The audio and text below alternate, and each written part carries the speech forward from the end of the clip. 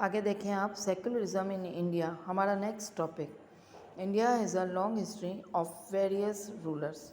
ये आप और हम सब जानते हैं कि समय समय पर भारत में कई शासकों का रूल रहा और डिफरेंट डिफरेंट रिलीजियस पृष्ठभूमि से रहे, अपने अलग अलग फेथ के साथ आए। End of scores invasions which brought in the faith of the invaders। जो भी बाहर से आने वाले यात्री रहे या रूलर रहे, बहुत ज़्यादा असर पड़ा इंडियन हिस्ट्री, इंडियन कल्चर के ऊपर, और वो अपने साथ अपने फेथ भी लेकर आए, है ना। तो दिस हैज़ क्या होता है इसका परिणाम कि यहाँ पर हर धर्म फला फूला। इतने धर्मों का वर्चस्व या अस्तित्व दुनिया के किसी देश में नहीं मिलता, और इतने रिलीजियस कम्युनिटीज़ यहाँ पर अपना आधिपत्य जमा चुकी। अब आप सोचें कि of course many religions are native to India, ये सभी इसी पृष्ठभूमि के नहीं हैं। यहाँ पर हिंदू धर्म का वर्चस्व था, फिर उसके बाद में बेटा बुद्धिज़्म, जैनिज़्म, सिखिज़्म और मुस्लिम भी बाहर से आए बेटा, Parsi, Christianity, Islam.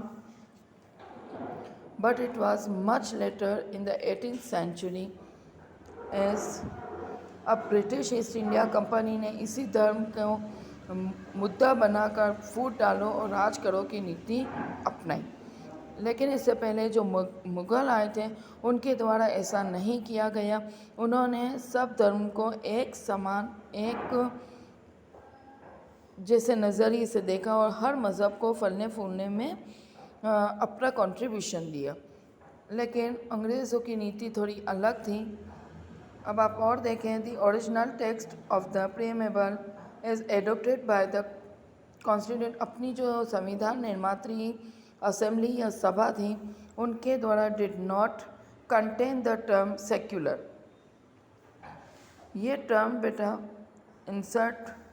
Inserted into the preamble through the 42nd amendment जो 1976 में कॉन्स्टिट्यूशन के द्वारा अपनाई गई, उसमें ये वर्ड प्रस्तावना में जोड़ा गया।